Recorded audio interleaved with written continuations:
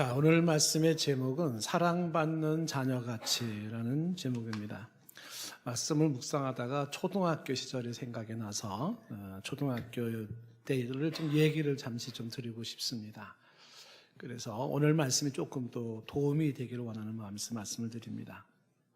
60년대 말, 70년대 초가 제 초등학교 시절이었었는데 60년대 말이라면 이미 살아보신 분은 알겠지만 우리나라가 많이 힘들었던 때입니다. 초등학교 입학을 하게 되면은 학생들 왼쪽 가슴에는 다 커다란 손수건을 이렇게 옷핀으로 해서 이렇게 달고 입학식에 참석을 합니다. 지금 세대들은 이해가 안 되겠죠. 왜 학교 가는데 손수건을 이렇게 길게 이렇게 꽂고 다 가나. 이해가 잘 안 될 텐데요. 그때는 유난히 코가 많이 나왔습니다. 그래서 학생들이 그래서 그때 나온 퀴즈 문제가 있어요. 내려갈 때는 완행인데 올라갈 때는 급행인 게 뭐지 이렇게. 내려올 때는 완행인데 한번 올라갈 때는 급행으로 되었는지 그런 퀴즈 문제도 있을 만큼. 근데 그때는 이제 어려웠던 시대였기 때문에 또 시골에서 컸기 때문에 어떤 학생들은 학교를 오는데 러닝만 입고 온 학생도 있었고 아래는 팬티인지 반바지인지 구분이 안 되는 그런 옷을 입고 온 학생도 있었습니다. 그리고 그때는 왜 목욕을 이렇게 자주 안 했나 모르겠어요. 때가 많아가지고 손이나 목이나 때가 많아서 선생님이 위생검사를 했습니다. 해서 손등 검사도 하고 손등에 더러운 사람을 이렇게 딱 한 대씩 때리기도 하고 또 이렇게 우통벗으라 해가지고 검사해가지고 때가 많으면은 지휘봉 같은 거로 까마귀가 와서 사춘형 그러겠다 이 녀석아. 저기 가서 손 들고 서 있어. 이렇게 손 들고 서 있고 애들 이제 그런 모습도 있습니다. 머리에는 이제 지금은 젊은이들은 이해가 안 될 거야. 석회라는 게 허옇게 있기도 하고 어떤 경우는 이가 겨다니기도 하고 그때는 참빗으로 이렇게 막 빗어가지고 막 나오기도 하고 손톱으로 이렇게 탁 이렇게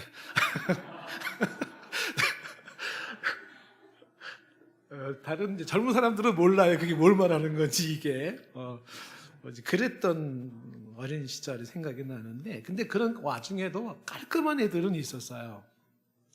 옷도 새 옷을 입고 단정하고 머리도 단정하고 그리고 아주 좀 예쁘장하고 잘 입어서 예쁜 건지 예뻐서 잘 입은 건지 모르겠는데 그런 아이들은 고급스럽고 귀티나고 합니다. 근데 이런 또 이렇게 깔끔한 아이들, 이렇게 고급스러운 애들은 공부도 잘해요, 얘네들이. 그래가지고 또 선생님들의 많은 또 귀염도 받고 좀 사랑도 받고 합니다. 아이들의 모습을 보면 그 부모가 어떠한지를 짐작을 하게 되고요. 그 다음에 그 아이들을 보면서 그 가정 형편이 어떤지도 이렇게 엿볼 수가 있습니다. 예나 지금이나 가만히 보니까 공통된 점이 하나가 있습니다. 그것은 부모들이 가지고 있는 그 공통된 마음, 옛날도 그렇고 지금도 그렇고요. 뭐냐면 내 자식만큼은 잘 먹이고 싶었고 내 자식만큼은 잘 입히고 싶었습니다. 내 자식만큼은 잘해주고 싶었어요. 눈물겹도록 부모님은 최선을 다했어요. 근데 그게 지금도 보니까 자녀를 키우는 부모들 보니까 그 모습이 보이더라고요. 자식을 위한 아주 그 최선을 다하는 모습들이 보여집니다. 그럼에도 불구하고 자식들 간에는 그렇게 딱 깔끔한 아이와 또 혹은 좀 지저분한 아이들의 모습은 어쩔 수 없이 나타나고 있는 실정입니다. 부모의 사랑하는 마음은 변함은 없을 겁니다. 그런데 이제 중학교 졸업하고 고등학교 졸업하고 20살이 되어진 성인이 된 상태에서 이제는 지저분하다 깔끔하다라는 것을 입고 있는 옷으로 평가할 문제가 아니라 살아가는 삶으로 평가를 해야 되는 시점이 온 겁니다. 그랬을 때 살아가는 삶의 모습 속에서 인생이 지저분한 사람이 있고 인생이 깨끗한 사람이 있다는 사실입니다. 살아가는 삶의 모습에서 인생이 추한 사람이 있고 인생이 아름다운 사람이 있다는 사실입니다. 오늘 우리는 어떤 인생이 아름답고 어떤 인생이 그리고 깨끗한 인생이고 좋은 인생인지를 한번 고민을 해보려고 합니다. 먼저 이 고민을 하기 전에 먼저 오늘 말씀 1절에 이런 표현을 주목해 봅니다. 오늘 말씀 1절에 보면 그러므로 사랑을 받는 자녀같이라는 표현이 나와 있습니다. 사랑을 받는 자녀. 사랑을 받는 자녀같이, 이 같이라는 말이 답게로 이렇게 이해하는 게 좋을 것 같습니다. 사랑을 받는 자녀답게. 이 표현을 쓰는 것은 사랑을 받는 자녀가 있고 사랑을 받지 못하는 자녀가 있다는 것을 대조적으로 말씀하고 있는 것입니다. 사랑을 받는 자녀들의 특징이 있어요. 보여지는 삶의 모습이 있고 사랑받지 못하는 자녀들의 삶에 보여지는 모습이 있습니다. 예를 하나 들어본다면 제가 이제 미국에서 공부를 마치고 바로 한국에 들어왔기 때문에 아마 더 확연하게 아마 금천구가 보였을지 모릅니다. 금천구에 바로 공부를 마치고 오자마자 동산교회로 오면서 받았던 여기 시흥동에 몇 가지 충격이 있었습니다. 첫 번째 충격이 뭐냐면 앞에 우리 교회 앞에 20m 도로에 술집이 이렇게 많다는데 한번 놀란 거예요.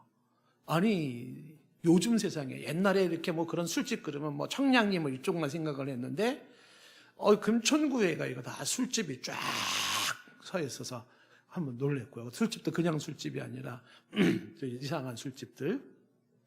또 하나 놀란 게 뭐냐면 금천구 시흥동에 점집이 이렇게 많다는데 놀랐어요. 무슨 뭐 장군나라 뭐 무슨 뭐 너무 많은 점집이 뭐 특정을 상호를 제가 막 이렇게 광고하는 것 같아서 점집이 많은 것에 또 한번 놀래고 또 한번 놀라는 것은 미국에서 이제 우리 한 교회 방문하신 분들도 똑같은 얘기가 뭐냐면 너무 복잡한 거예요. 그래서 차도 복잡하고 사람도 복잡하고 여기서 어떻게 운전하고 지내냐는 거예요. 와, 지금은 이제 익숙해져 있지만 처음 오시는 분들은 세상에 이 골목길을 찻길로 피해서 운전하고 사람들이 놀라죠. 저도 숨이 턱 막힐 만큼 이런 데서 어떻게 살지 이런 느낌이 들 만큼. 또 하나 놀란 게 뭐냐면 남의 물건을 훔쳐가는 게 너무 자연스러운 거예요. 집 앞에 하는 자전거가 그냥 없어져 버리고 우유를 매일 먹는 우유를 가져가 버리고 그래서 또 놀라는 것입니다. 근데 이런 놀라는 것 중에 가슴 저리게 놀라는 일이 하나가 또 있었어요. 우리 금천구에는. 그게 뭐냐면 유난히 깨진 가정이 많다는 겁니다. 가정이 깨져 있는 모습들이. 그 중에 하나 예를 한번 들어본다면 참 가슴 아픈 사연이죠. 10살쯤 되는 오빠 아이하고 한 7살쯤 되는 여자아이, 여동생하고 그 오누이가 저희 교회를 참 자주 왔어요. 예배 들으러 온 게 아니고 훔치러 온 거예요. 둘이서. 그래가지고 사람이 좀 한적할 때라든지 막 너무 붐빌 때 슬쩍 와가지고서 뭐 교회 물건 가져가고 성도님들 모두 막 집어가고 경찰서에서 막 연락 오고 동산교회 뭐 잃어버린 거 없냐고 막.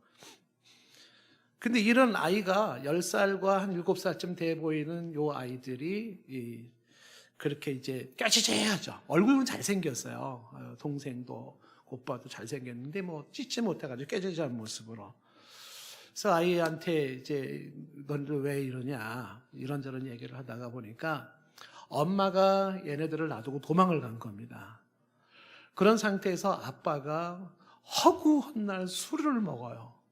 이게 술이 이제 중독이 된 거죠, 아빠는. 술 중독. 근데 술만 드시면은 애들한테 발길질을 하고 그냥 폭행을 하고 집어 던지고 욕을 하고 그 집에 있을 수가 없는 거야. 그러니까 아빠라도 아이를 책임져주고 돌봐주는 것이 아니라 그냥 아빠도 거의 이제 세상에 대한 어떤 미련이 남아있지 않은 것처럼 그냥 다 버리는 거야. 이판사판 돼버리는 거야. 그러니까 이 오누이 어린 아이들이 오갈 데가 없는 거예요. 그래서 이제 여기저기 기웃거리면서 이제 우리 교회에도 이렇게 와가지고 그렇게 지냈어요. 근데 어느 날 이제 이 아이가 저녁 예배도 다 드리고 이제 다 교회 문 잠그고 나가려고 하는데 보일러실에 걔네도 몰래 숨어 있는 모습이 또 발견이 된 겁니다. 그래서 집에 가야지 왜 이렇게 숨어 있냐. 그러니까 집에 가기 싫다는 거죠. 집에 가는 게 무섭죠. 예, 그래도 집에 가야 된다. 예. 이런 일들을 겪었는데 어느 날 이제 한동안 이 아이들이 안 보인 겁니다. 그리고 이제 얼마의 세월이 지났어요. 근데 이 남자애가 우리 교회를 또 온 거예요. 저를 찾아왔습니다. 그래서 너무 반가운 거죠. 몇 년의 세월이 흘렀는데 애가 아주 의젓한 거의 청년 모습을 이제 띠고 있는 겁니다. 이제 나이로 말하면 한번 고등학생쯤 될 거라고 보는데 상당히 의젓해졌어요. 그래서 참 보기 좋다. 어떻게 지내고 있었니? 그러니까 보육원에 들어갔는데 거기서 잘 지냈대요. 잘해줘가지고 잘 먹고 잘 컸다는 거예요. 나는 감사하다. 가정에서 돌봄을 받지 못한 아이를 돌봐주니까 감사했던 겁니다. 그래서 어쩐 일로 또 이렇게 우리 교회에 또 찾아왔니? 그러니까 그 여동생 하나가 가출을 한 건지 어쨌든 실종이 돼가지고 지금 아이가 없어졌다는 거예요. 그래서 동생 찾으러 나왔다는 겁니다. 그래서 또 순간적인 생각에 하도 뭐 이제 흉흉한 세상이다 보니까 또 그 여학생이 10대 여학생에다가 또 얼굴도 예쁘게 생기고 그랬으니까 막 순간적으로 좀 혹시나 애가 잘못되면 어떻게 되나라는 이제 그런 생각도 스쳐를 갔습니다. 그래서 경찰에 신고를 했니? 그리고 어떻게든지 좀 잘 찾았으면 좋겠다. 뭐 이런저런 얘기를 하고 이 아이를 이제 돌아갔습니다. 기도해주고 그리고 돌아갔어요. 그리고 얼마 후에 연락을 받았습니다. 그 아이가 교통사고로 죽었다는 거예요. 젊은 아이가. 그리고 그 여동생은 뭐 아직도 소식이 없습니다. 살았는지 죽었는지 알 수가 없습니다. 가슴이 좀 아프죠. 이 목회를 하면서 동성계 목회를 하면서 사실 제가 구구절절히 사연을 다 소개는 못하더라도 참 이만저만한 내용들이 참 많이 있습니다. 한창 사랑을 받아야 할 나이에 아이가 사랑받지 못한 겁니다. 버림받은 겁니다. 아이는 방황합니다. 아이는 지저분하고 깨질지하고 있습니다. 사랑을 받는 자녀들이라는 게 얼마나 소중한 건가. 사랑받는 자녀들이라는 이 표현이 얼마나 값진 건가 하는 생각을 가져봅니다. 그런 모습 속에서 오늘 5장 1절에 사랑받는 자녀같이라는 이 표현, 성도를 향하여서 너희는 사랑을 받는 자녀들이다라는 것을 강조하고 있는 겁니다. 너희들은 버림받는 자녀들이 아니라 미움받는 자녀들이 아니라 사랑을 받고 있는 자녀들이라는 것을 강조하고 있습니다.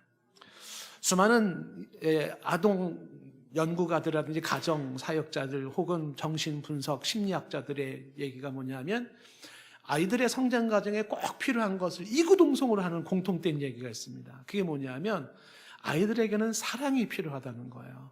그래서 사랑받는 아이가 되어야 한다는 걸 많이 강조합니다.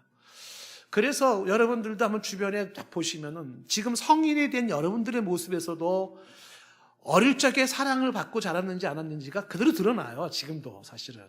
그러니까 사랑받는 자녀와 사랑받지 못하는 자녀들을 비교해 보면 굉장히 차이가 큽니다. 사랑받는 자녀들은 삶이 먼저 밝아요. 근데 사랑받지 못한 자녀들은 삶이 어둡습니다. 사랑받는 자녀들은 삶이 안정적입니다. 그런데 사랑받지 못하는 자녀들은 삶이 불안합니다. 사랑받는 자녀들은 삶에 정직함이 있어요. 근데 사랑받지 못하는 자녀들은 거짓이 많습니다.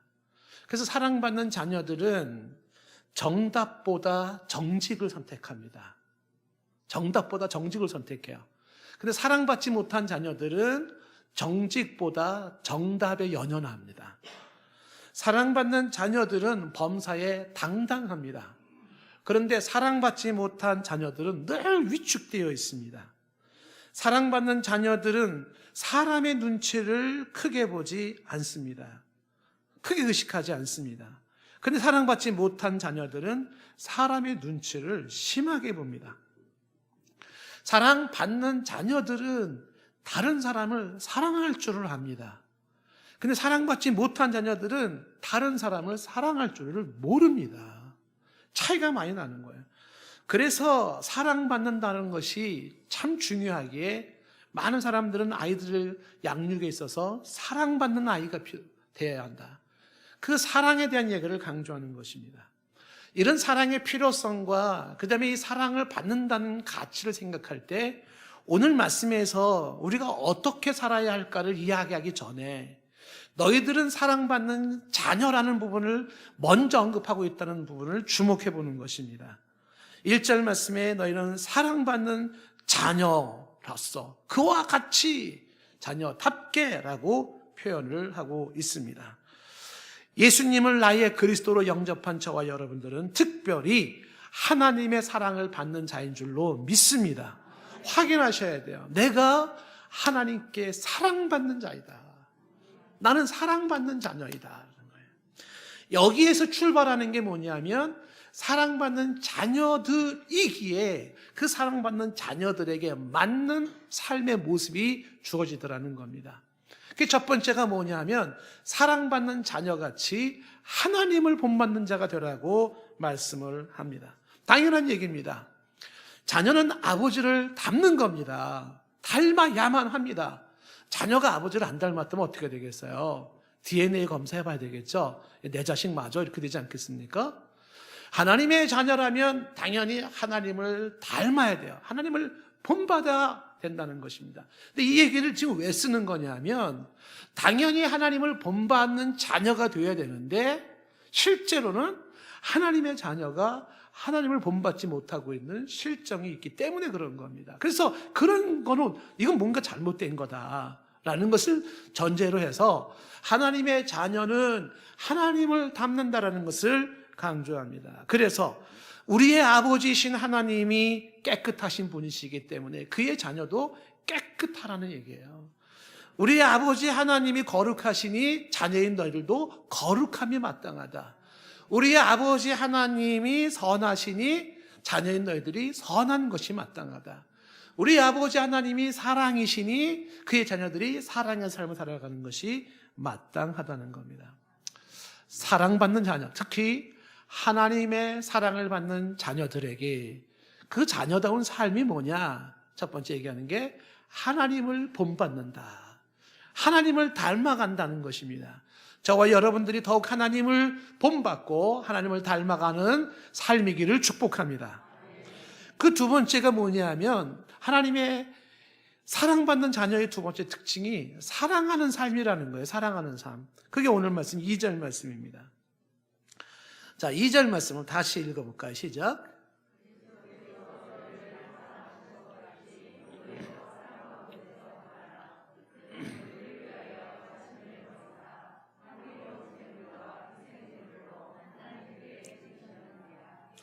사랑 가운데서 행하라 라는 표현이 나왔죠. 사랑 가운데서 행하라. 이 표현이 뭐냐면 사랑의 삶을 살아라예요. 사랑의 삶을 살아라. 그런데 이 하나님이 사랑을 받은 자로서 사랑의 삶을 사는데 뭐같이 하라고 되어 있냐면 그리스도께서 너희를 사랑하신 것 같이라고 되어 있어요. 그러면 그리스도께서 우리를 어떻게 사랑하셨는가라고 할 때 그 밑에 나와 있죠. 자신이 제물이 되는 사랑이에요.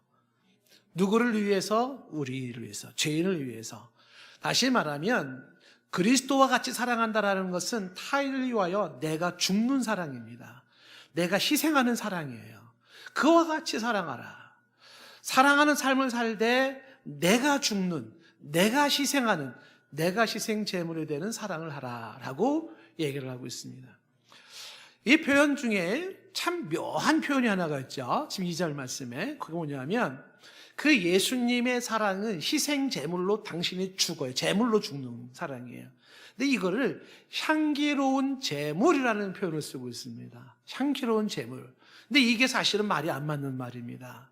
왜냐하면 이 제물을 바치는 그때는요, 이게 향기로운 제물은 사실은 아닙니다. 근데 이게 향기롭다고 표현합니다. 왜 그럴까요? 이 내용의 배경이 구약 성경 아니겠습니까? 구약 성경을 배경을 가지고 한번 설명해 보면 이렇습니다. 구약에는요, 양이나 혹은 소나 이런 짐승을 가지고 와서 죄인들이 자기의 죄를 대신해서 그 가지고 온 동물을 제물로 바치고 그 동물의 피로, 피값, 제물로 인해서 죄인된 내가 죄를 용서를 받는 겁니다. 그런데 이 동물을 잡는 방법이 혹자는 뭐 제사장이 잡는다고 하고 혹은 이제 이 본인이 가지고 본인이 잡는다는 거예요. 근데 여러분들이 아시다시피 한번 동물을 잡는다고 가정을 해보세요. 여기 뭐 한 마리 염소를 가지고 왔다, 뭐 소를 가지고 왔다, 잡는다고 해보세요. 어떻게 잡겠습니까? 먼저 죽여야 되는 거예요. 근데 죽이는 방법이 여러 가지가 있는데 가장 중요한 게 긴 꼬챙이 같은 걸 가져와가지고요, 목이나 심장을 찔러가지고 숨을 끊는 거예요. 근데 전문가가 아닌 이상은요, 한 번 찔러가지고서 이 동물이 죽지를 않습니다. 그러니까 몇 번을 찔러야 돼요. 목도 찔러야 되고 심장도 찔러야 되는데, 그때마다 이 동물들은 막 퍼덕퍼덕 떼지, 막 도망가려 그러죠. 피는 막 튀죠. 그 피 튀기는 모습에서 그냥 일단 계속 찔러서 일단 숨 넘어가도록 죽여야 되는 거거든요. 그래서 죽으면 그 다음에 숨 넘어가면 그 다음에 피를 다 받아내야 돼요. 그러면 그 동물의 피가 쫙 쏟아지고 죽이면서 피가 튀고 온몸에 피투성이가 되고 있고 흉물스럽죠. 그리고 그 피 비린내가 그게 뭐 좋겠습니까? 그렇게 해서 피를 받아낸 다음에 그 동물의 가죽을 벗겨야 되고 살은 각을 떼야 되는 거예요. 근데 이런 모습이 어떻게 향기롭다라고 표현할 수 있을까요? 하나도 향기롭지가 않죠. 그런데 성경에서는 그러한 것을 향기롭다라고 얘기를 해요. 이유가 뭘까요? 죽어가는 한 마리의 양은요, 처참하죠. 근데 그게 향기로운 이유는 누군가를 위해서 죽어주기 때문에 그런 거예요. 진정한 향기는 누군가를 위해 죽어주는 그 모습에서 향기가 나오는 거예요. 예수님도 유사한 모습으로 십자가에 처절하게 죽었지 않습니까? 한 마리의 희생양이 되어져서 화목제물로서 그가 이렇게 죽어주셨어요. 죄인들이 죄값으로 하나님의 저주를 받지 않게 하려고 대신 저주를 받아주신 죽음이에요. 그의 죽음은 혐오스럽고 그의 죽음은 흉물스럽고 그의 죽음은 피비린내 나는 비참한 모습이지만 향기로운 이유는 타인을 구원하기 위해서 자신을 죽는 것이기 때문에 그런 거예요. 이렇게 사랑하라. 사랑받는 자녀들이야 이렇게 사랑하라고 말씀하고 있는 것입니다. 저와 여러분들에게 요구하는 그런 말씀이에요. 모든 사람들에게는 인생의 향기가 있습니다. 그 인생의 향기라고 하는 것은 그 사람이 쓰고 있는 향수가 이태리제냐 프랑스제냐 뭐 이런 향수의 문제가 아니에요. 인생의 향기는 삶의 향기, 삶에서 풍겨나는 향기입니다. 삶으로 풍겨나는 향기가 있습니다. 그 향기는 뭐냐 하면 이타적 삶을 살아갈 때 나오는 향기예요. 누군가를 사랑하기 위해서 내가 희생당하는 그 모습에서 나오는 향기입니다. 만약에 그런 사랑이 없다 그러면 그런 향기는 안 나옵니다. 향기는 없는 겁니다. 인간은 원초적으로 이기적인 동물입니다. 어쩔 수 없어요. 그래서 우리가 자연스럽게 그냥 본능대로 살아간다면 이기적인 삶을 살 수밖에 없고 그 삶에서 나오는 향기는 악취입니다. 아무리 화장을 예쁘게 하고 아무리 좋은 고급의 향수를 뿌린다 하더라도 삶에서 보여주는 악취가 있어요. 악취. 혐오스럽습니다. 그래서 사랑받는 자녀이기 때문에 아버지가 날 이렇게 사랑했고 난 그 사랑을 받았고 예수 그리스도의 사랑을 나는 그렇게 받았기 때문에 그래 그리스도처럼 나도 이타적으로 나는 나를 죽이면서 사랑해야지라고 마음을 먹고 그 사랑하는 마음으로 배려하고 그 사랑하는 마음으로 조금 더 베풀려고 하고 그 사랑하는 마음으로 조금 더 섬기려고 하고 그 사랑하는 마음으로 조금이라도 도와주려고 하는 그 의지적인 노력과 수고가 있을 때 조금 이타적인 모습의 향기가 나오는 거예요. 조금. 나는 사랑하며 살아야지라고 그렇게 결단하면 그래 내가 죽음으로써 내가 희생함으로써 우리는 죽었다 깨어나도 예수님처럼 사랑은 못할 거예요. 그런 한 마리 짐승처럼 그렇게 죽지는 못해요. 그런데 최소한 그래 그렇게 살아야지 그 목표를 가지고 나아가야지 라고 생각하고 결단하면서 의지적으로 노력하고 그렇게 나를 희생하며 그렇게 내가 손해보며 그렇게 내가 낮아지며 사랑한다면 요만큼 이타적인 향기가 조금 나는 거예요. 근데 그만하도 노력하지 않는다면 악취가 나는 거죠. 전형적인 이기심으로 전형적으로 굳어져 있는 내 모습 속에서 뿜어져 나오는 것은 악취입니다. 우리는 지난주에 사실 좀 어려운 설교를 들었죠. 너는 누구인가라는 철학적 접근을 좀 했었습니다. 너가 누구인가? 우리가 에베소 4장 32절 지난주 말씀에서 서로를 친절하게 하라, 불쌍히 여겨라, 서로를 용서하라 라는 이 이야기가 잘 안 된다 그랬습니다. 왜 안 될까? 그 이유가 뭐냐면 너가 누구냐라고 하는 부분에서부터 생각을 달리해야 된다고 말씀드렸어요. 그래서 너라고 하는 존재, 내 주변에 있는 수많은 사람들은 타인이 아닌 타자로서의 너로 이해를 해야 되고, 나를 완성시키는 자로서의 너로 이해해야 한다는 마틴 부버의 이야기를 중심으로 해서 그런 이야기들을 펼쳤습니다. 사람을 친절하게 하고 불쌍히 여겨주고 용서하는 것도 이것이 사랑하는 삶에서 나오는 모습 아니겠습니까? 하나님께 사랑을 받은 자의 모습으로 두 번째 특징을 말하는 거야. 너는 사랑받는 자녀인데 하나님 앞에 소중하고 예쁜 자녀거든? 그러니까 너는 예쁜 삶을 살아야 되는데 그게 뭐냐 하면 사랑하는 삶이야. 근데 그 사랑은 말이야 그냥 되는 게 아니라 예수님이 보여준 것처럼 너가 손해봐야 되고 너가 죽어야 되고 네가 낮아져야 돼. 그때 사랑이 나오는 거야. 이렇게 말씀하고 있는 겁니다. 저와 여러분들은 하나님의 사랑받는 자로서 사랑의 삶이 마땅한 줄로 믿습니다.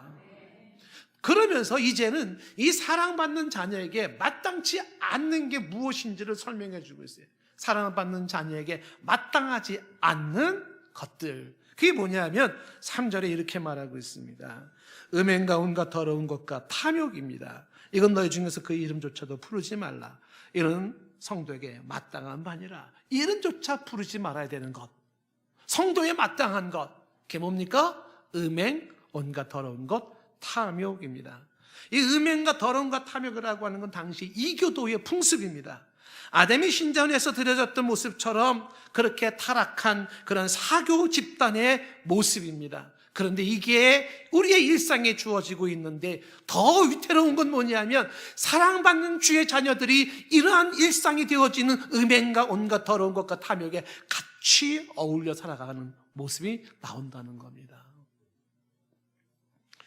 음행은 성경에서 많이 강조하고 있지 않습니까? Sexual immorality, 성적인 부도덕입니다. 성적인 타락이에요. 간음, 혼음, 동성애, 음란한 파티, 음란한 생활, 이런 것들입니다. 이런 것들을 여기서 뭐예요? 이름조차 부르지 말아라. 성도에 마땅한 것은 이름조차 부르지 말아야 될 것들이 성적인 타락, 부패한 모습입니다. 우리가 역사를 통해서 볼 수 있는 교훈이 뭐냐면 한 사회와 한 국가의 몰락의 사회적 특징이 뭔지 우리는 알고 있죠. 그게 뭡니까? 성적인 붕괴입니다. 성적 도덕성의 붕괴입니다. 성적인 도덕성의 붕괴가 이루어진다는 것은 그건 하나의 사인입니다. 뭐냐면 그 사회가 망한다라는 사인을 보여주고 있는 것입니다. 그런데 안타깝게도 오늘날 우리가 살고 있는 사회에서 외치는 목소리가 뭐냐면 성해방입니다. 그 성해방이 만들어내는 것이 법에서 간음죄를 폐지하는 것이에요. 성정책성을 없애버리기 시작하는 것이고 가정의 개념을 바꾸기 시작하는 것입니다. 그래서 이제는 어디까지 사람이 음란해질지는 가히 추측하기가 곤란해집니다. 근친상간 혹은 수간, 말도 할 수가 없습니다. 그래서 저와 여러분들이 하나님의 사랑받는 자녀로서 이름조차 부를 수 없는 그 더러움이 있는데 그게 음행한 모습이라는 거예요. 그런 모습은 예쁜 하나님의 자녀에게 어울리지 않는 모습이니 그것을 피하라고, 멀리하라고 말씀하고 있는 것입니다. 이 음행과 함께 더러운 것을 말하고 있는데 온갖 더러운 것입니다. 더럽다 싶은 것들은요 다 이름조차 부르지 말아야 됩니다. 불결한 것, 불순한 것들을 말해요. 그리고 탐욕이라는 것은 욕심인데 이 욕심도 넓은 의미에서는 인간의 모든 욕심을 다 포함하지만 좁은 의미에서 성적 욕망을 말하는 것입니다. 인간의 욕심이나 욕망의 특징은 끝이 없다는 게 특징입니다. 텅 빈 웅덩이와 같아서 채워도 채워지지 않는 모습이죠. 끊임없는 갈증만 느끼는 게 인간의 욕망입니다. 그래서 인간은 이 채워지지 않는 욕망의 실체를 모르면 자꾸만 좀 더 빈도수를 늘리고 좀 더 강도를 세게 해서 채우려고 하는 것입니다. 좀 더 자극적인 것, 좀 더 비정상적인 것, 좀 더 이상한 모습으로 채우려고 하는 모습이 인간을 타락시키는 것입니다. 오늘 성경에서는 그런 것은 이름조차 부르지 말라고 말씀합니다. 그리고 그것이 성도의 마땅한 바라고 얘기하는데 성도가 누구냐면 거룩한 백성이에요. 우리는 이중 시민권을 가지고 살고 있지 않습니까? 대한민국 국민이지만 하늘나라의 시민권을 가지고 사는 성도들입니다. 저와 여러분들이 하늘나라의 시민으로서 거룩한 백성으로서 이름조차 부를 수 없는 것은 음행과 온갖 더러운 것과 탐욕입니다. 지난번에 우리가 에베소 4장 29절 말씀에 이런 말씀이 있었죠. 무릇 더러운 말은 입 밖에도 내지 말라고 말씀하지 않습니까? 입 밖에도 내지 마라, 이름조차 부르지 말라는 이야기는 뭐냐면 기웃거리지 마라, 조금도 마음을 주지 마라, 눈길도 주지 말라는 것입니다. 아멘이십니까? 저는 우리 성도님들이 음란한 것 가지고 농담하는 얘기를 가끔 듣습니다. 참 불편해요. 그렇다고 대놓고 인상 쓰면서 하지 마세요 얘기하기도 참 곤란합니다. 농담도 하지 마세요. 그 음란한 것 가지고 입 밖에도 내지 말아라, 이름조차 부르지 마라. 그게 거룩한 백성에 마땅한 구별된 삶이에요. 그런 거 기웃거리지도 마시고, 그런 거 보려고도 하지 마시고, 그런 거 들으려고도 하지 마시고, 그런데 관심도 두지 마시고, 그런 거를 농담도 하지 마시라는 거예요. 연속선상에서 주어지는 4절 말씀이 이런 겁니다. 누추함과 어리석은 말이나 실용의 말이 마땅치 않다고 되어 있는데, 이 누추함이라는 단어가 말 그대로 누추함입니다. 추접하다는 거예요. 누추함은 추접함. 그래서 다른 번역 성경을 보면은 이 누추함을 다 추접함으로 번역되어 있어요. 추접한 인생 살지 말아라. 이거는 사랑받는 예쁜 자녀들의 모습이에요. 추접한 삶 살지 말아라. 저급하다. 이 누추함이 저급하다, 속되다, 천하다, 더럽다, 부끄럽다, 이런 모습이에요. 여러분 한번 잘 생각해 보세요. 인간이 추함은 어느 정도일까? 인간이 어느 정도까지 추해질 수 있을까요? 상상을 초월할 만큼 추해지는 거예요. 한번 무너지기 시작하면은요, 걷잡을 수 없이 무너지는 게 인생입니다. 망가지기 시작하면은요, 이게 인간의 모습인가 말할 만큼 충격을 받습니다. 영화의 내부자들이라고 하는 그 영화를 한번 본 적이 있습니다. 저는 그 영화를 보면서 저런 세계도 있나? 저는 그 영화를 통해서 배웠어요. 저런 게 있는 거구나. 그 영화의 내용은 재벌과 권력자와 언론과 깡패가 한편이 돼가지고서, 그리고서 자기들의 세계를 만들어가는 겁니다. 돈이 있어요. 재벌의 돈이 있습니다. 권력자, 대통령 후보에 권력자가 권력이 있습니다. 여기다가 언론, 유명 인사의 언론이 합세해요. 그 세계가 합세되어 있고, 행동대원으로는 깡패가 있습니다. 그러니까 넷이 딱 뭉치니까 이제 못할 게 뭐가 있습니까? 예? 돈으로다가 다 할 수 있죠. 권력으로 할 수 있죠. 예? 거기다가 언론이 계속 받쳐주지 않습니까? 똑같은 사건도 언론이 뭐라고 쓰느냐에 따라서 이게 나쁜 사람이 될 수도 있고 좋은 사람이 될 수 있는 거 아닙니까? 표현에 따라서 사건 하나도 이게 정말 아주 못돼 먹은 사건이 될 수도 있고 대단한 사건이 될 수 있는 거는 글 쓰는 사람이 아다르고 어다른 거거든요. 언론이 받쳐주는 거예요. 그 깡패가 일어나는 거예요. 이거를 일개 검사한 사람이 사실을 드러내기 시작해요. 사건의 전모를 드러내기 시작하는 게 그 영화인데, 그 영화의 장면 속에 이 재벌과 권력자와 언론인 이 사람들이 만나가지고서 술 먹는 파티하는 장면이 나오는데, 제가 그걸 보면서 저런 데도 있나 싶었어요. 인간이 어느 정도까지 타락할 수 있을지 상상을 초월해요. 인간이 얼마나 추해질 수 있는지를 보여주고 있습니다. 인간이 얼마나 어디까지 망가질 수 있는지를 보여주는 겁니다. 혹시나 여러분들 중에서 그러한 모습이 조금이라도 있었다면 지금이라도 브레이크를 밟으시기를 바랍니다. 왜?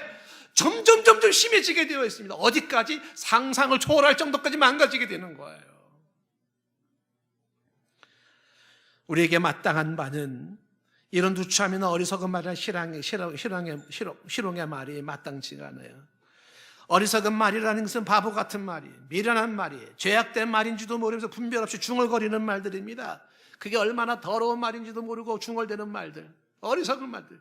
실용하는 말들은 점잖지 못한 농담입니다. 상스러운 말들, 비아냥거리는 말들, 저속한 말들이, 이런 것들은 마땅치가 않아요. 누구한테 마땅치 않습니까? 사랑받는 자녀들에게는 마땅치 않습니다. 하나님의 사랑을 받는 자녀들, 예쁘고 소중하고 귀한 그 하나님의 자녀들에게는 어울리지 않는 것들이고 마땅치 않은 것이라고 말을 해요. 오히려 마땅한 것이 있다면 감사하는 말을 해라. 이 감사하는 말은요, 마땅히 그건 좋은 거죠. 감사하는 말은 사랑의 언어예요. 감사한다는 건 사랑한다는 사랑의 언어예요. 그리고 타자에 대한 존중이 감사의 말이에요.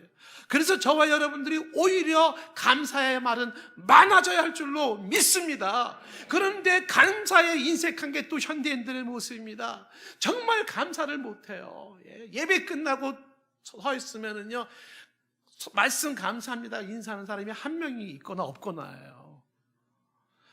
너무 인색해. 물론 설교를 못하니까 뭐 그럴 수도 있다고는 치지만, 그래도 노력은 한 거는 감사합니다. 뭐 이렇게라도 할 수 있지 않겠어요?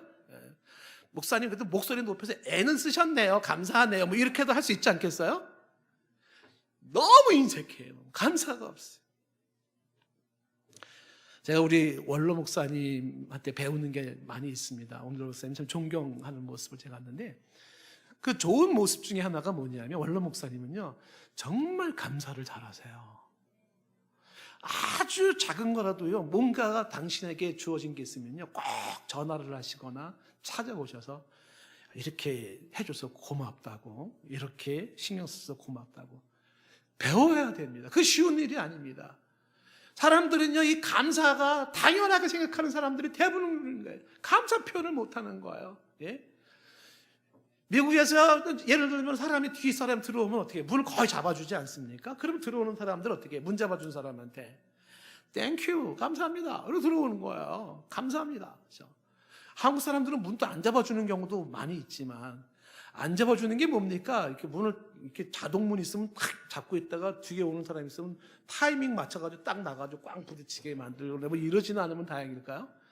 근데 이제 잡아주잖아요. 잡아주면 일부는 고맙습니다 뭐 이러고 가는데, 많은 사람들은요 그냥 가요. 먼저 가가지고 문 열어주고 잡아주고 있으면은요 감사합니다 이러고 가는 사람 많지 않아요. 당연스럽게 가는 거예요. 그래, 넌 잡고 있을 존재고 나는 그냥 그걸 받을 자격이 있는 자니까 그냥 가고, 이런 뉘앙스인 것입니다.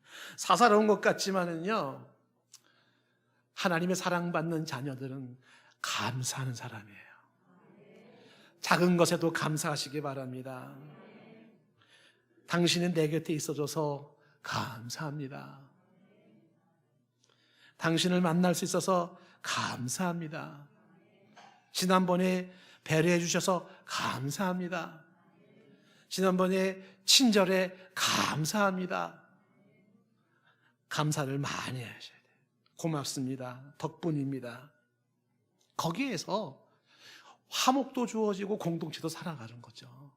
거기에서 건강도 주어지는 것이고, 뭐 감사의 이 의학적 효과라고 하는 것은 뭐 이미 입증이 된 것이기도 하잖아요.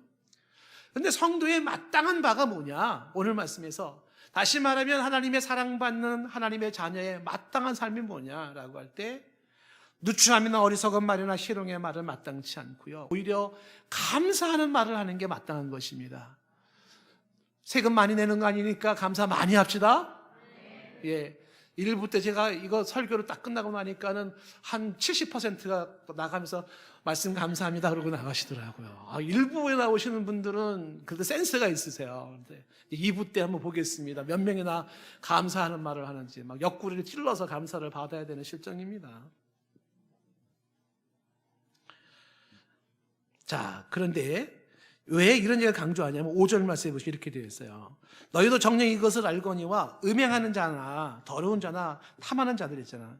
이런 사람들은 다 우상 숭배자에 해당되는데, 이런 사람들은 그리스도와 하나님 나라의 기업을 얻지 못하는 자들입니다. 하나님 나라의 기업을 받지 못할 자들이 음행하고 더럽게 살고 탐하는 자들입니다. 하나님의 사랑받는 저와 여러분들은 하나님의 나라를 기업으로 받을 자들입니다. 하나님의 나라를 유업으로 받을 후사들입니다. 하나님의 나라를 이어받을 하나님의 자녀들입니다. 그래서 어울리지 않는 거예요. 음행이라든지 더러운 것이라든지 탐하는 것이. 그런데 오늘 이야기 서서히 결론으로 들어가는 게 뭐냐면 6절입니다. 6절에 속지 말라는 겁니다. 뭐에 속지 말아요? 헛된 말에 속지 말라는 거예요. 이 헛된 말이 뭐냐면 이런 겁니다. 자, 보십시오. 사랑받는 자가 있고 사랑받지 못하는 자가 있잖아요. 그러면 특히 하나님께 사랑받는 자로서 사랑받는 자는 하나님을 본받으려고 해요. 사랑의 삶을 살아가요. 그리고 사랑받지 못한 자들의 그 추하고 그 지저분한 삶이 뭐예요? 음행과 온갖 더러운 것과 탐욕이에요. 그럼 사랑받는 자는 그거 이름조차 부르지 않으려고 해요. 사랑받지 못하는 자들은 누추함과 그 추접함과 어리석은 말과 희룩의 말을 해요. 그런데 이 사랑받는 자녀들은 그런 말 하지 않고 감사하는 말을 하는 거예요. 근데 속여요.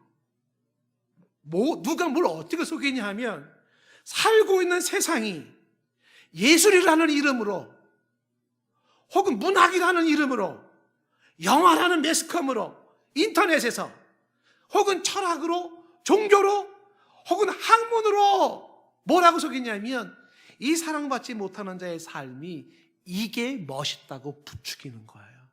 이게 현실 세계입니다. 야, 음행과 그 더러움과 탐욕, 사람이 그렇게 살아가는 모습이 인간미가 느껴지지 않냐? 야, 그런 삶이 왠지 멋있어 보이지 않냐? 야, 그런 삶이 뭔가 카리스마가 느껴 보이지 않냐? 속이는 거예요. 그러면서 사람은 말이야 적당히 이렇게 망가져서 적당히 이렇게 말도 막 하고 적당히 막 이렇게 살아가는 게 그게 멋있는 거야. 성경은 속지 말라는 거야. 헛된 말이에요. 그녀가 속이는 모습이에요. 이러한 타락된 세계를 미화시켜요. 영화가 미화시키고 막 인터넷에 미화시키고 TV 프로그램이 미화시켜요. 그리고 이런 것들을 다 정당화시켜요. 자꾸 부추기는 겁니다. 젊은이들한테. 승질난다 한 건 해. 그냥 팍 어떻게 해버려. 그러고서도 떳떳해가지고서 이런 모습이 지금 우리가 살고 있는 모습인데 속지 마라는 거예요. 하나님의 사랑받는 자녀들에게 이런 말씀을 듣지 못한 사람들이라면 이런 분별력이 있겠습니까? 없지요. 그냥 세상 사람들 살아가는 그게 멋이고 그게 잘 사는 건 줄 알고 그렇게 따라가지 않겠습니까? 그런 사람들은 이렇게 말할 겁니다. 하나님을 본받는 사? 고리따분해. 거룩한 사? 뭘 인생을 그렇게 살아가냐? 착한 거, 선한 거? 그게 뭐 의미가 있냐? 너는 그렇게 범생이 같이 살아가려고 그러냐? 답답하지 않아? 사랑하는 사람? 그래, 너나 사랑하고 너나 희생하고 그렇게 살아가. 사람들이 헷갈리는 거예요. 누구든지 헛된 말로 너희를 속이지 못하게 하라. 분명하게 말합니다. 사랑받지 못하는 자들의 그런 삶은요, 뭐라고 되어 있습니까? 하나님의 진노가 그들에게 있는 거예요. 크리스찬으로 하나님의 자녀로 사랑받는 자녀로 부모가 눈물 겹도록 사랑한 자녀인데 그 자녀가 분별력을 가지지 못하고 하나님의 진노를 받고 있는 그들의 삶을 쫓아가요. 교회에서 들은 말, 설교 말씀 들은 말씀은 그건 그냥 교회에서 하는 말이야. 그건 목사가 하는 소리야. 살아가는 삶의 현장은 직장 생활에서 우리의 삶의 현장에서 사람들의 삶은 음행과 더러운 것과 탐욕과 누추함과 어리석은 말과 실흥의 말이 있는데 그게 하나님의 진노가 거기에 임하는 것인데 성도에 마땅한 바가 아닌데 사랑받는 소중하고 예쁜 너의 삶에 어울리지 않는 것인데 그거 분별력이 없이 그쪽을 따라가는 거야. 그래서 같이 시시덕거리고 농담하면서 음담패설에 빠져들어가고 그리고 그렇게 빠져들어가는데 속지 말라는 겁니다.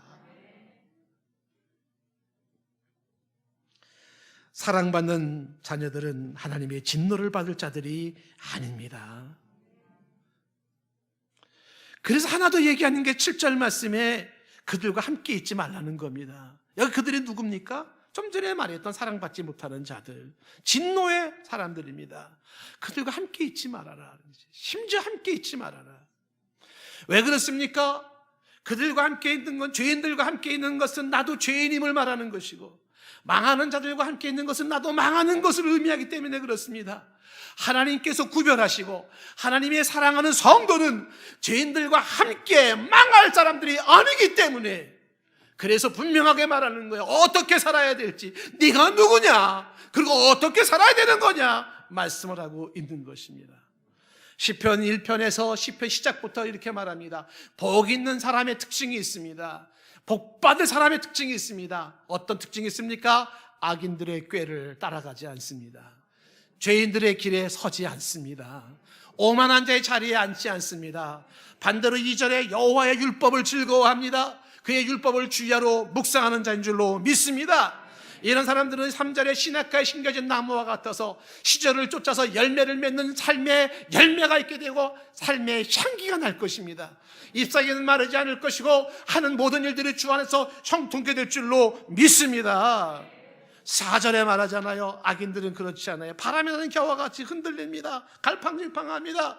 5절에 말합니다. 악인들은 심판을 견디지 못할 거다. 죄인들은 의인들의 모임에 들지 못할 것이다. 6절 무릇 의인의 길은 여호와께서 인정하시나 악인들은 망하리로다. 우리는 이 말씀이 진리인 줄로 믿습니다. 사랑받는 자녀의 특징, 오늘 말씀을 결론으로 정리합니다. 저와 여러분은 하나님의 사랑받는 자녀들입니다. 하나님의 사랑을 받는 저와 여러분은 하나님의 거룩함과 하나님의 선하심을 본받고 닮아가는 자입니다. 그리스도께서 사랑하신 것처럼 그렇게 완벽하지 않다 하더라도 다른 사람들을 생각하며 이타적인 모습으로 사랑하며 살아가는 사람들입니다. 사랑하며 사는 사람들. 음행과 더러운 것과 탐욕은 그 이름조차도 부르지 않는 사람들입니다. 누추함이나 어리석은 말, 희롱의 말이 마땅치 않습니다. 도리어 감사하는 말을 합니다. 더러운 자들, 음행하는 자들, 탐욕하는 자들과 같게 우상 숭배자로서 하나님의 나라를 기업으로 받지 못할 자가 아니라 저와 여러분은 하나님의 나라를 기업으로 받을 자들입니다. 그러니 세상에 이런 속임수에 속지 않기를 바랍니다. 하나님의 사랑받은 자녀로서 그런 모든 속임수에 속지 않냐고 하나님의 진노와 심판을 면하고 하나님과 함께 영원한 상속을 받을 수 있기를 바랍니다. 오늘 말씀은 두 가지를 강조하고 있습니다. 성도는, 예수님을 나의 그리스도로 믿는 사람은 하나님의 사랑받는 자녀이다. 그 자녀에게 맞는 삶이 있고 그 자녀에게 맞지 않는 삶이 있다. 저와 여러분 사랑받는 자녀, 하나님의 소중한 자녀임을 잊지 않기를 축복합니다. 하나님의 아름다운 자녀들입니다. 하나님의 소중한 자녀들입니다. 하나님의 깨끗한 자녀들, 예쁜 자녀들입니다. 그러한 삶이 무엇인지 분별할 수 있는 은혜가 있기를 바랍니다. 우리 말씀을 생각하시면서 함께 찬양 드립니다.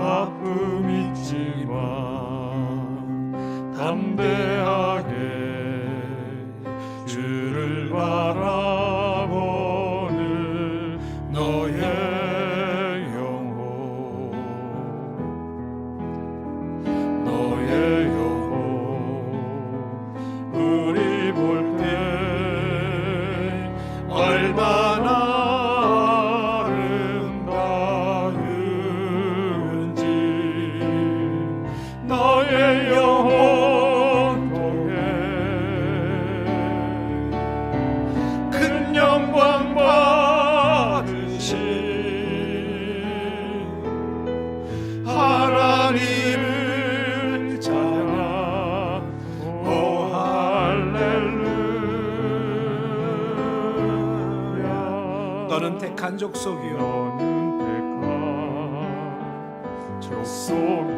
왕 같은 제사장이며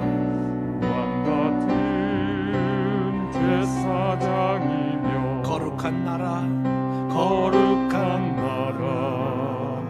하나님의 소유된 백성 너의 영혼 볼 때 너의 영혼 우리 볼 때 얼마나 사랑스러운지 얼마나 사랑스러운지 너의 영혼 보에 큰 영광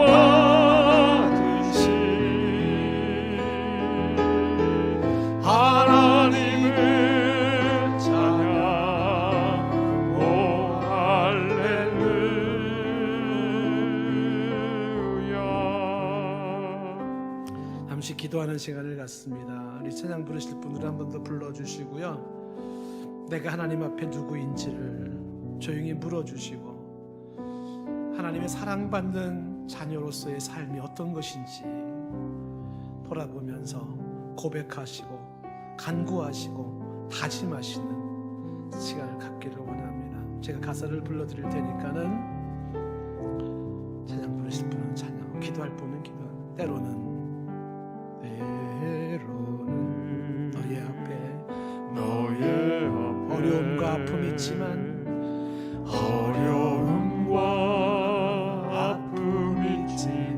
담대하게 주를 바라보는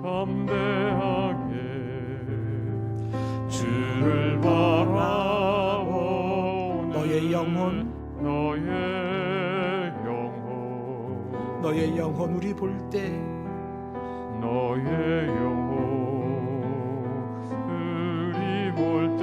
얼마나 아름다운지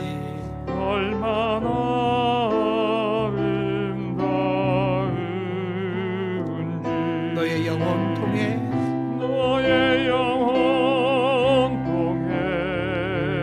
큰 영광 받으실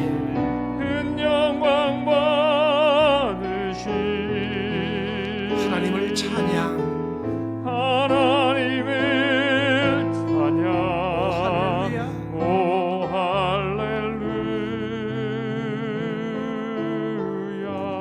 너는 택한 족속이요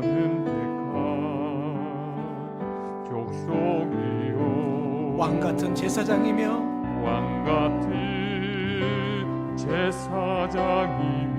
거룩한 나라 하나님의 소유된 백성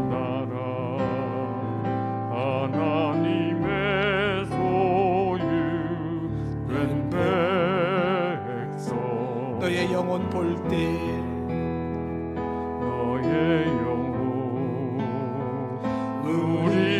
얼마나 사랑스러운지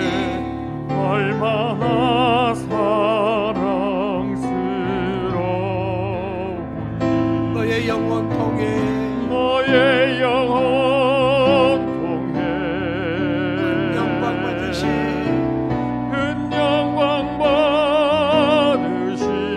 하나님을 찬양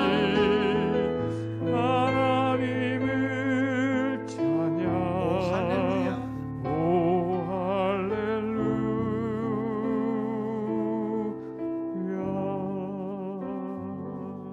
하나님, 우리는 하나님의 사랑받는 자녀입니다. 이제 하나님의 사랑받는 자녀로서 아버지를 본받게 하옵소서. 그리스도께서 우리를 사랑하신 것처럼 좀 더 사랑하는 삶을 살게 하옵소서. 음행과 더러운 것과 탐욕은 이름조차 부르지 않기를 원합니다. 누추함이나 어리석은 말, 희롱하는 말이 마땅치 아니하니 오히려 감사하는 말을 많이 하게 하옵소서. 하나님의 나라를 유업으로 받을 자, 하나님의 아름답고 깨끗하고 복된 자녀들 삼아주시니 감사합니다. 예수님의 이름으로 기도드리옵나이다. 아멘.